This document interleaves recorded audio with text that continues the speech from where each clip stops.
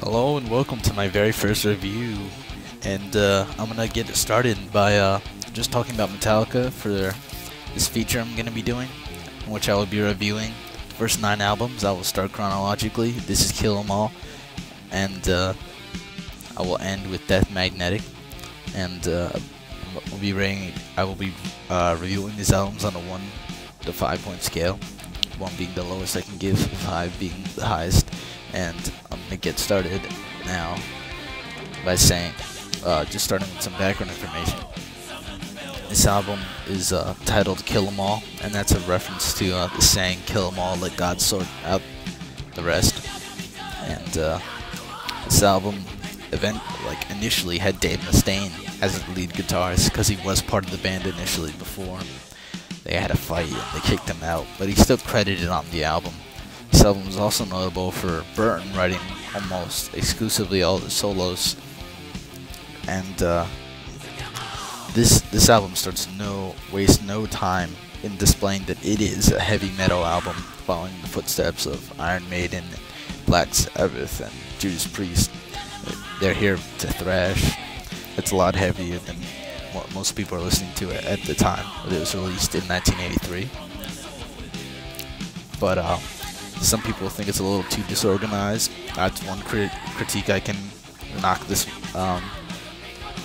album peg down, would be that it is pretty unpolished.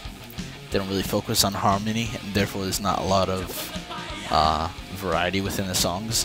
But the solos and the catchy choruses, as well as great riffs and superb drumming on Lars Ulrich, keep everything flavorful enough, give song each enough an identity to be memorable.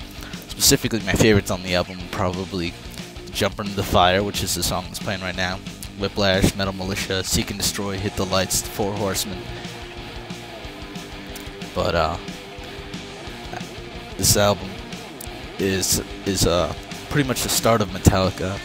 So to come, I'm also you can't be as judgmental because they don't have the history of being the great band that they are. Like, if this album had come out last year, I'd be disappointed because they had already made so many great improvements, and after that you have to expect more. But seeing how this is a freshman offering, I'd have to say that the style is unique and very unique to all their other albums as well, even now. And this is when most people consider the true Metallica, the heavy metal Metallica.